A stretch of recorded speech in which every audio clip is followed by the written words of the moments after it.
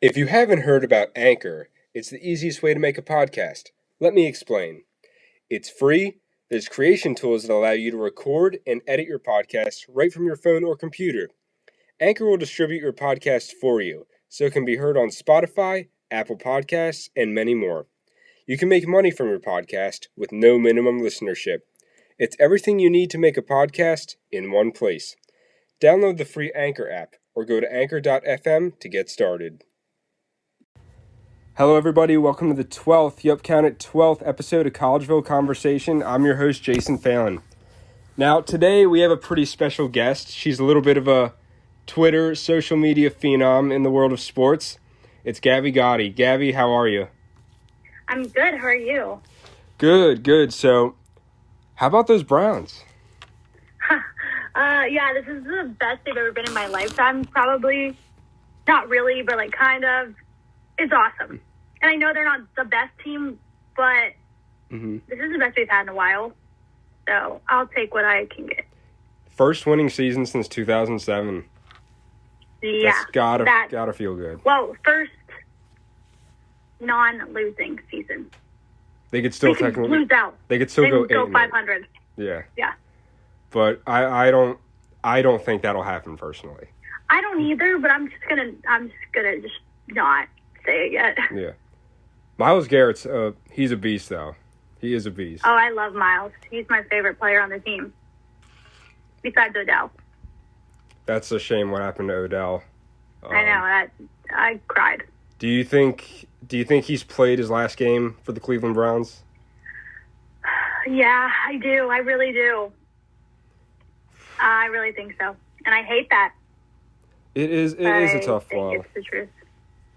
But I think you guys still have a great deal of talent around you with Myles, and I think Baker's he's not as bad a QB as people make him out to be.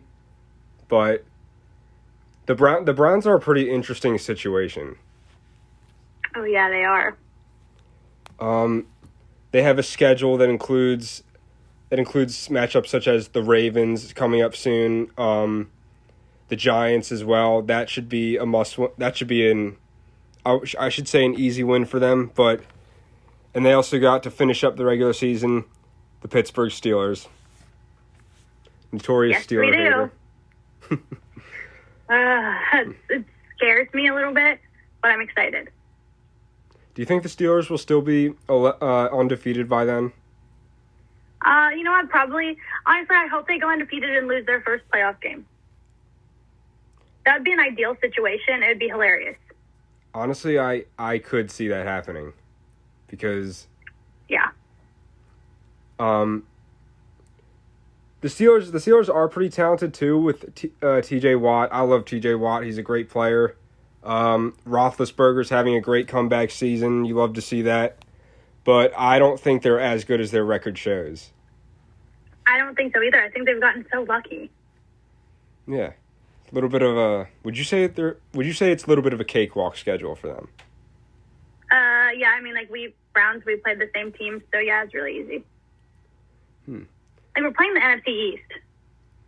Yeah. As a fan of an NFC East team, the Philadelphia Eagles, it's been just a little bit frustrating considering we can be 3-7 and still be in first place, but it should not be that way. And we would still host a playoff game if we won the division. So it's honestly like any of the NFC teams, I would want to not win so you could get a better draft pick. Honestly, that's kind of what I'm hoping for, because no matter who wins the division in the NFC East, no matter how bad their record is, basically the worst draft pick they could get is 18. And that would not be ideal for any of the teams. No. But not at all. How would you think the Browns would do if they were in the playoffs? Depends on who they play. If they played the Bills, I think we win. Mm-hmm. Wow. If we play the Chiefs, we get blown out. Exactly. Who's your ideal playoff matchup? Bills. I know we can beat the Bills.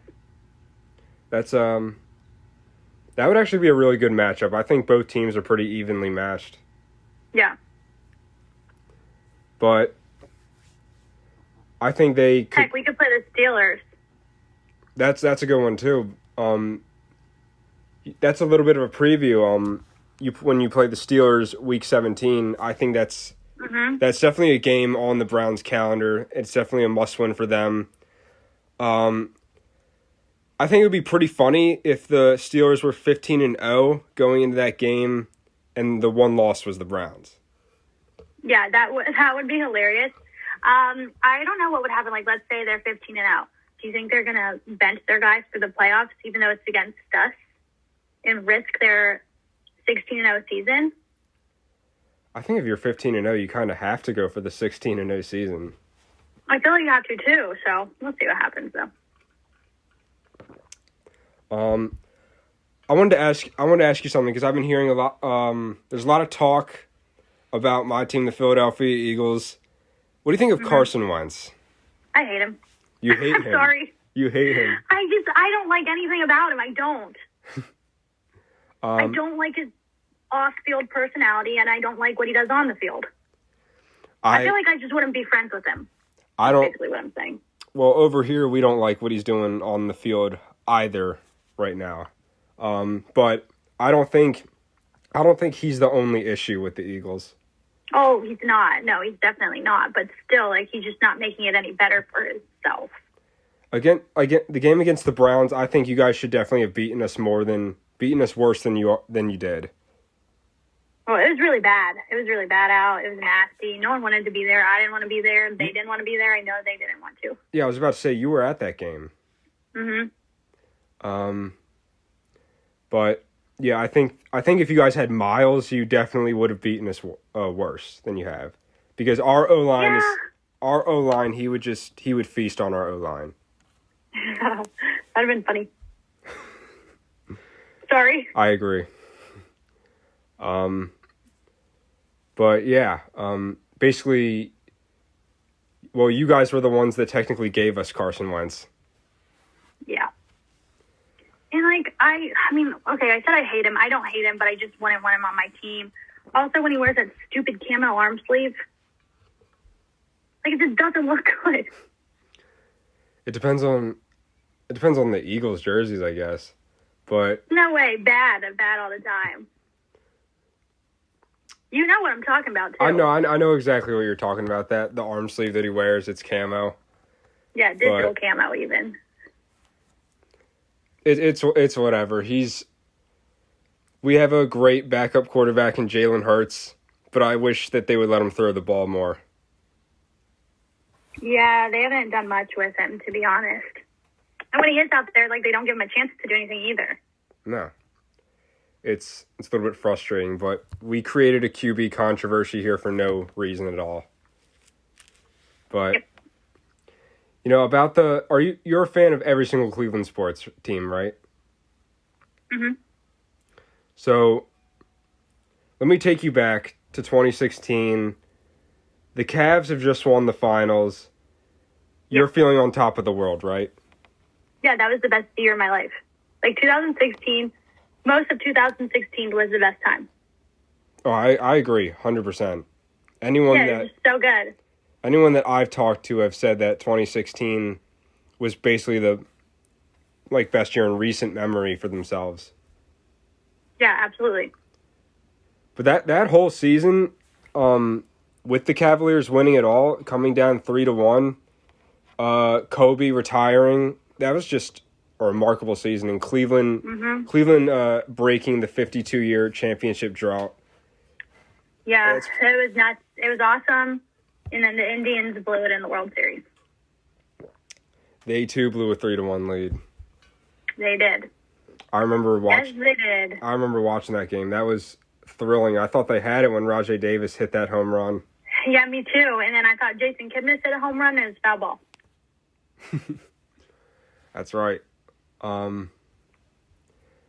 But how is Cleveland this city? Because there's a lot of mixed opinions about it. How is Cleveland the city? I have a good time here. Mm-hmm. It's similar to Pittsburgh. I mean, both are really similar, so I get why we talk shit on each other. But that's fine. It's fun. I have friends here that I hang out with. I go to the games. It's a good time. It's just cold and snowy. That's pretty good insight. So about you have a huge Twitter following, huge social media following in the world of sports. How did all this come about? It was on accident. How Not so? kidding. I never used Twitter. Like, I had it just to, like, look at stuff. I would never post stuff on there myself. And then last September, I posted a picture of Odell at the very first scrimmage, like him on the sideline, and then a picture of him on, like, the big screen. I said things I'll never get tired of seeing. And for some reason, like, blew up.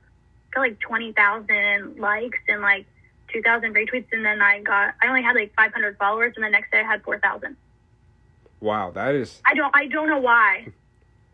But that's really how it started. And then my friends are like, you say some funny stuff about sports. You should, like, post it. And I'm like, well, let me just try it. And then it's just been up from there. That's a great story. Was it like a really close picture or, like, really high quality? It wasn't, like, super close up, but, like, it was just, like, just him. And then it was, like, him on the screen. And it wasn't even anything good. I took it on my iPhone. That's awesome, though. Yeah, it was crazy. So you basically became famous overnight.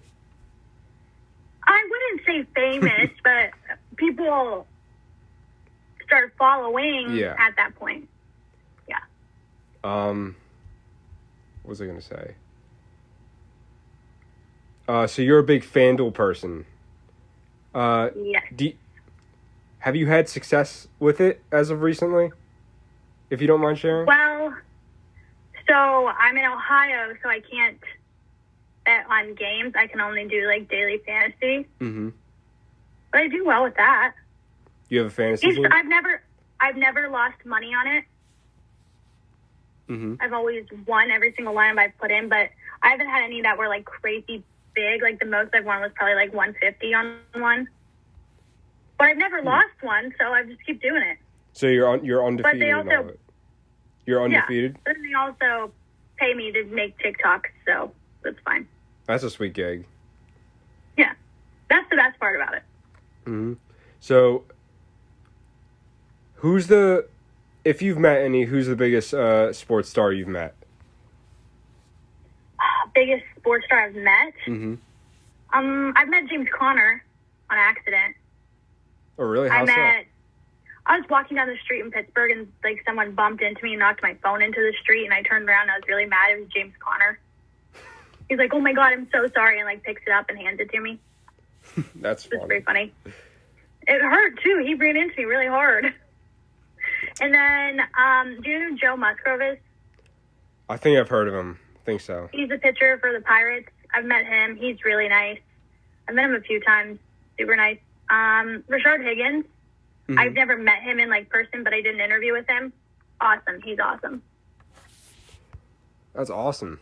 I can only count on one hand the amount of sports stars I've met, but the biggest one was Joel Embiid.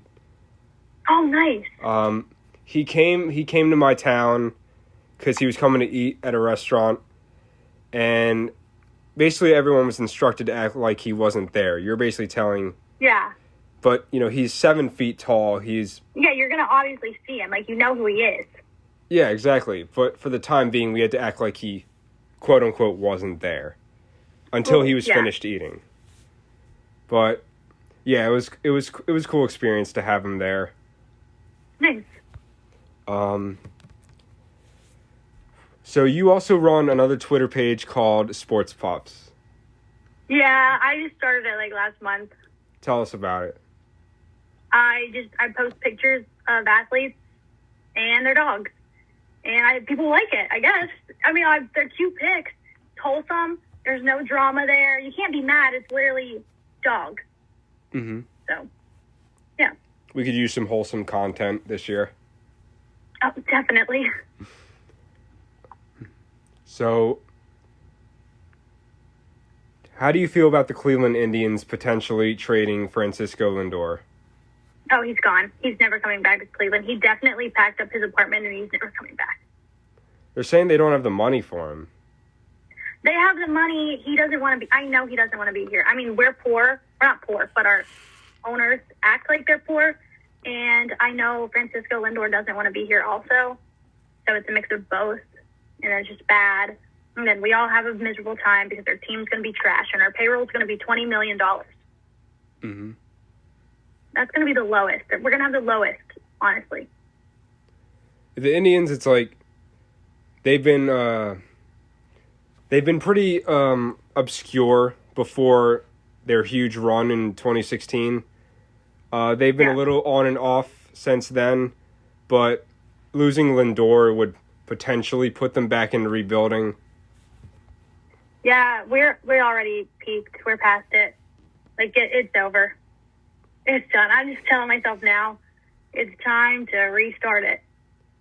Sometimes it's the best thing in sports, honestly. The best for the team. Hopefully.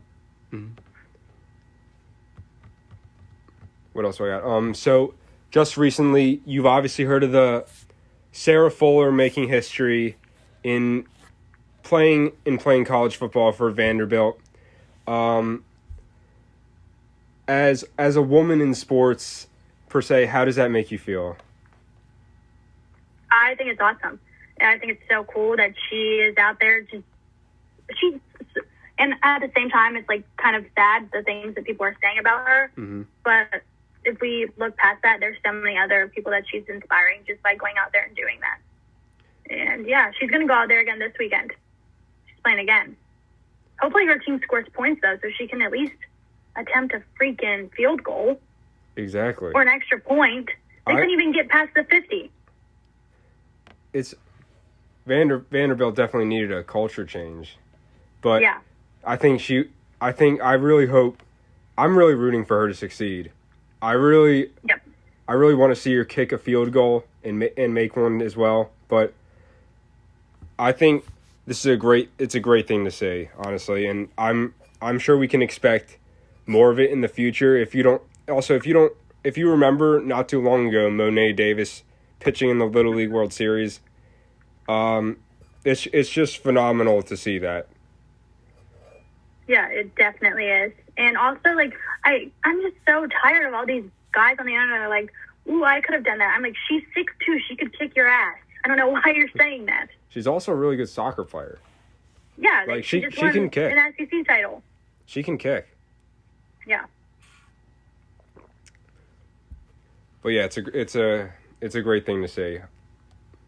Have you ever been to any other ballparks outside of Cleveland, Ohio? Like,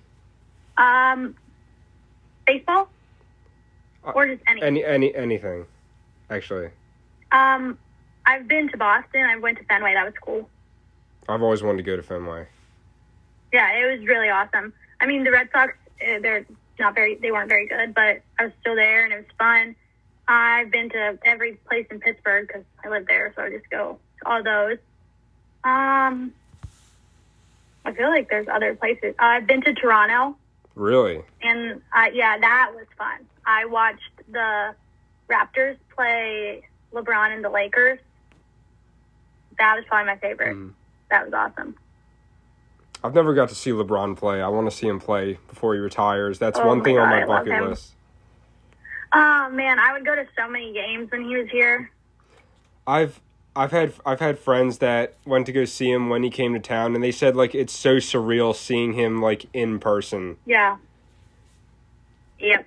He's my favorite athlete of all time.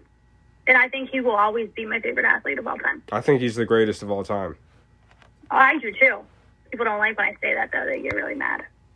It's all right. When it's all said and done, he'll without a doubt be the greatest. He has to be. And even like off the court, he's such a great guy. Oh yeah. You can't hate on a guy who like created his own school for underprivileged children in Akron, Ohio. You can't hate on a guy like that. But people still do, and I hate to see it. People will always find ways to hate. Yeah, every single day. I had a good question for you earlier. You've appeared on many podcasts before now. Which ones that you did were your favorite? Oh my gosh. My favorite? Oh, I don't like this question because I don't want to make people upset. I've had a lot that I've enjoyed. All of them have been good except one. Every single one has been a good experience except one guy. He, put me on his show just to, make fun of me after. What's the point? And it was just, I don't know. It was just really weird, and I was like, that was kind of lame, and nobody thinks it's funny, and nobody's laughing. But every other one has been fun, and I've really enjoyed my time. That's good. But yeah, you have a significant Twitter following. That's great to see. Congratulations on that. Thanks. So, what's next for you? Do you plan to do anything with that? I really want to have my own show. I just haven't done it yet. I'm in talks of doing it, but it's just never been a thing to do it yet. And I think that's something that I really want to do. I want to be like Colin Cowherd or like Skip Bayless or Stephen A. Smith. I want to be ridiculous and funny and they're smart guys. They are, but they are entertainers first. And they know what they're doing to get people to listen to what they're saying. I love everything that they do. That's what I want to do. My favorite is Shannon. When I grow up, I want to do it. What about Shannon Sharp? That's my favorite. Oh, I love him too. I love Shannon Sharp. Too. Yeah. I love him when he wears his little goat mask and he has his Henny bottle. Mm-hmm. Got the bathrobe and the cigar too. Yeah. Yeah, it's so good. That's awesome. So, if we don't have anything else, I just wanted to thank you so much for coming on. Yeah, thank you for having me. Everybody go follow her on Instagram and Twitter at Goudy. That's GABBGOUDY. She posts some really great content, and you won't regret following her. Thank you so much for coming on, Gabby. Yeah, thanks so much for having me.